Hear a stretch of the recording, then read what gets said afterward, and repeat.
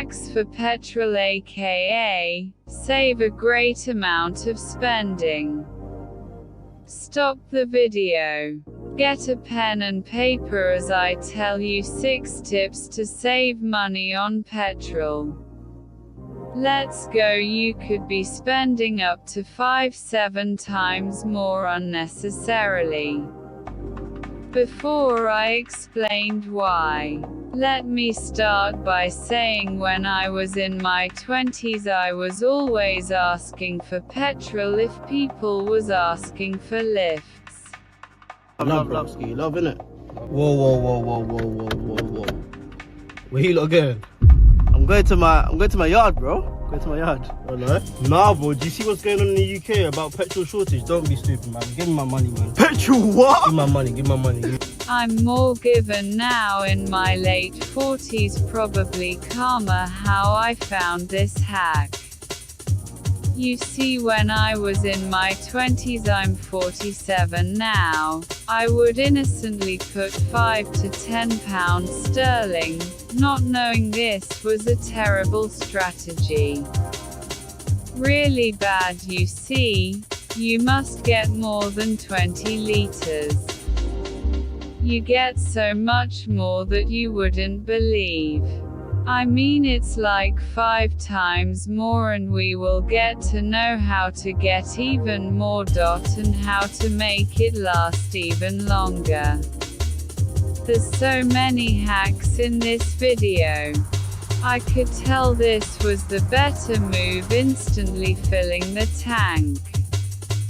But it's not until I put £10 in my brand new car for the first time after 3 to 4 years of filling the tank. So what I'm saying is, I was filling the tank for 3 to 4 years. And one time I put £10 in is when I realized how bad putting £10 in was.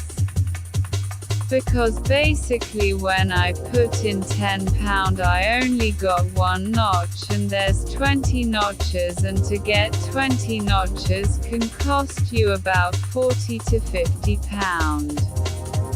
So in reality I worked out if I was to do £10 a notch, £10 20 times is £200. So I'm saving £150 every time I fill up the tank basically. So that's part 1 of the hack, the petrol hack. Part 2. Part 2 is fill once you reach half tank. So here I'm saying, once you get to half a tank, fill up the tank. Because it's easier to do things when you have things. It's harder to do things when you have nothing. So when the ball is rolling is the best time to be moving. So if you're already moving, wouldn't you be at a head start than starting from still? So it's the same with the philosophy of building when you're building petrol. You want to basically fill up the tank at half tank. To cut a long story in detail, that is the optimal path, especially for this strategy. Part 3. If you need AC, aka air condition, then use it when and until satisfied. So basically use your air condition to as cold as you can take it. Basically because the cold is certainly your friend. Big shout out to the Wim Hof breathing crew. So basically, yeah, this isn't to do with Wim Hof, because you shouldn't be doing Wim Hof while you're driving, but basically, get the cold to as cold as possible. Once you have the cold to as cold as possible, Then you want to turn off the AC and put it onto cold and try and take this cold as possible with the cold without AC, and then just leave it off.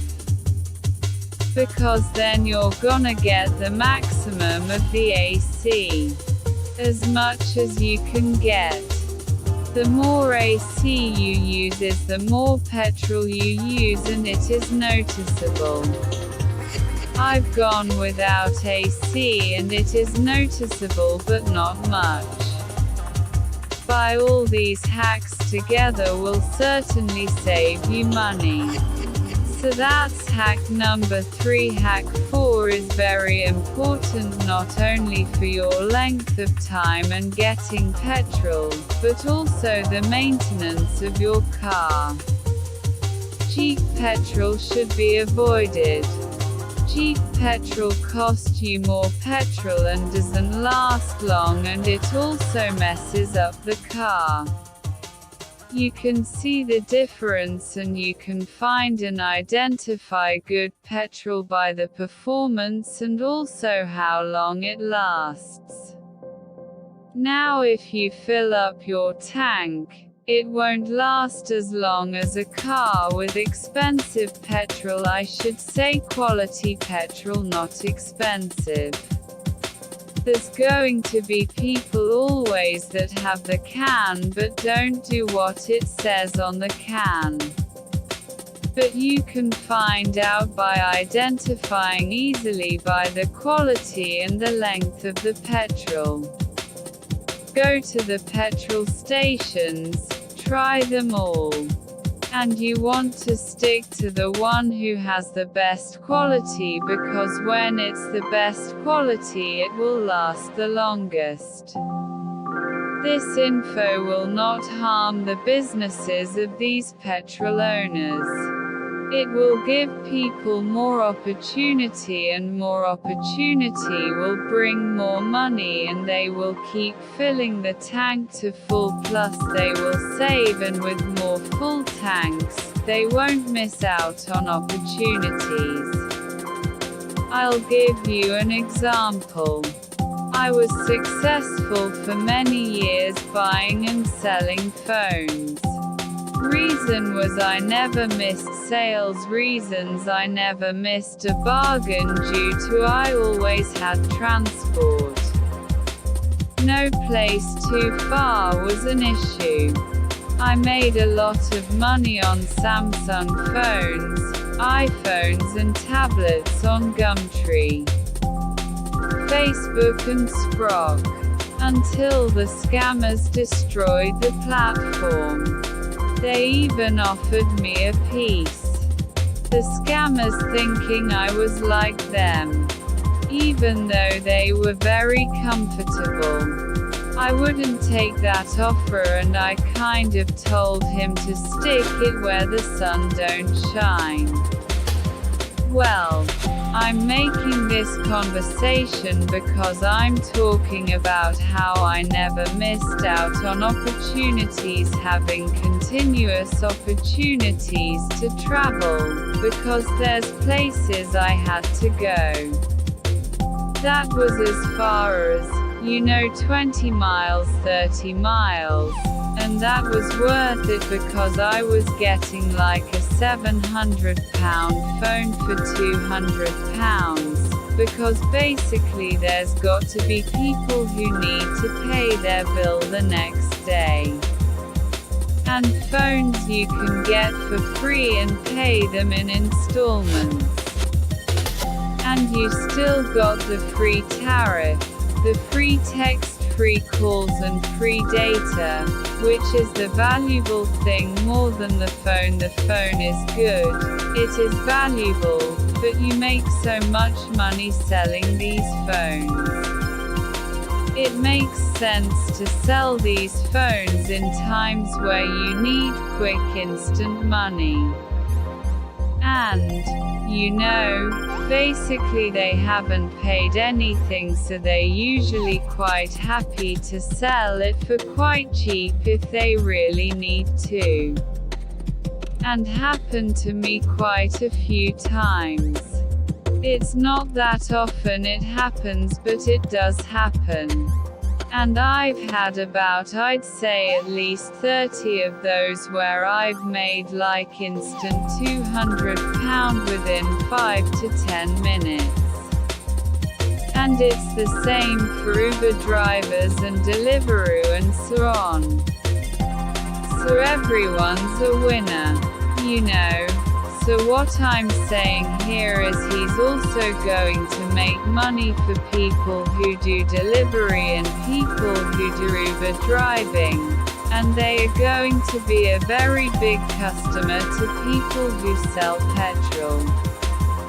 So this video, this information, although it's niche, and it's kind of cutting edge, I think personally, ethical logic wins every time when you just basically go out to improve lives.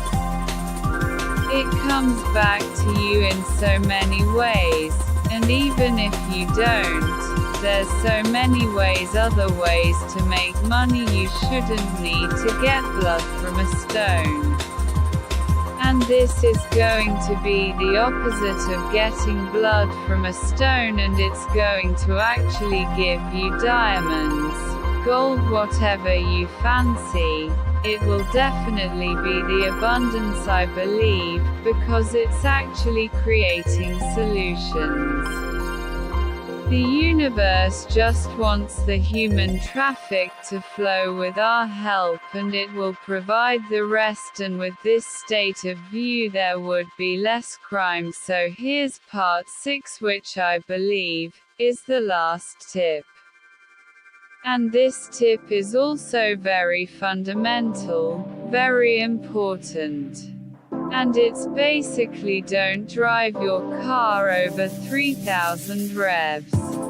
You can get 30%, 40% extra if you implement what I'm saying. And this is to someone who's a racer on the road, and it's so much better when you drive slow.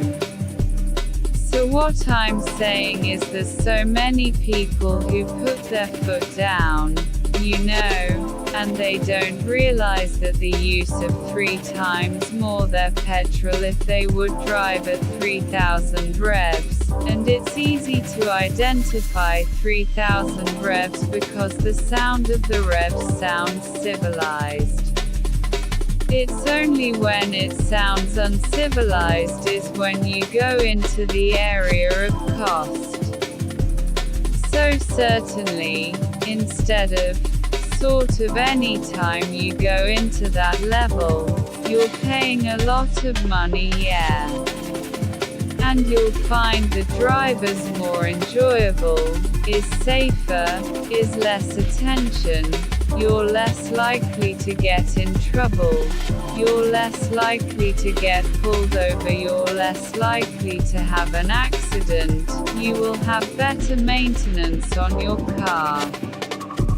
So there's so many ways you will save money by driving slow, let alone your life. And I wish I could find a way to really highlight the value of this, because it will be overlooked. I know if I was listening to this, I would overlook this one. But it's important I get to exercise it, because I drive my mom to church on a Sunday and she doesn't like to drive fast. And I ended up enjoying the drive more than any other type of driving. Although I do get attracted to sometimes putting my foot down, but its ego is childlike, is immature. The benefits way outweigh the problems.